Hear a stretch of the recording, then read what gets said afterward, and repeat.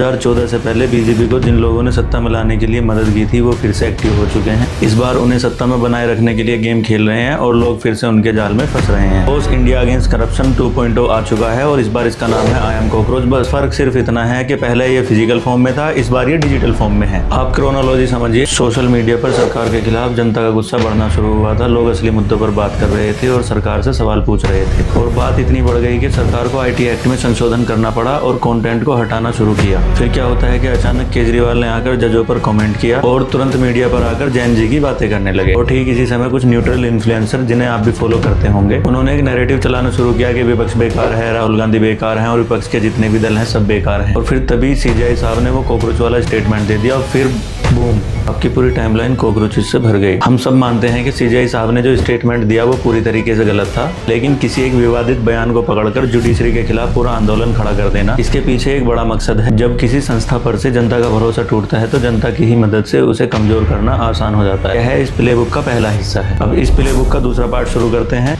इसके फाउंडर उसी इकोसिस्टम से आते हैं, इसके इन्फ्लुएंसर्स भी उसी इकोसिस्टम से आते हैं। कांग्रेस से जुड़े किसी भी चेहरे को यूथ रिबेलियन बनाकर पेश किया जा रहा है। यह टाइमिंग कोई इत्तेफाक नहीं है। उनका अपना घर बिखरा हुआ था, लोग पार्टी छोड़ रहे थे, उनका सोशल मीडिया लगभग खत्म हो गया था और अचानक से उन्हें एक जैन जी रिबूट मिल गया। आपको याद होगा 2014 से पहले इंडिया अगेंस्ट करप्शन मूवमेंट चली थी और तभी केजरीवाल साहब की पार्टी बनती है आम आदमी पार्टी के नाम से और वो अपना पहला इलेक्शन भी जीत जाती है। पिछली बार जब इस इकोसिस्टम ने ऐसा किया था तो जनता के गुस्से को कांग्रेस की तरफ मोड़ दिया था, जिससे बीजेपी का फायदा हुआ और 2014 में बीजेपी सत्ता में आ गई। लेकिन इस बार फर्क सिर्फ इतना है कि जनता के गुस्से को बीजेपी से दूर मोड़ रहे हैं। उस वक्त इन्होंने बीजेपी के लिए मोड़ा था, उस सपोर्ट को बखेर रहे हैं जिस सपोर्ट को विपक्ष के पीछे खड़ा होना था। और आपको अगर अभी भी समझ में नहीं आ रहा है, जब युवाओं के गुस्सों को मीम्स में बदल दिया जाता है तो फायदा किसका होता है? भाई प्रॉब्लम प्रोपेगेंडा में नहीं, प्रॉब्लम आप में है।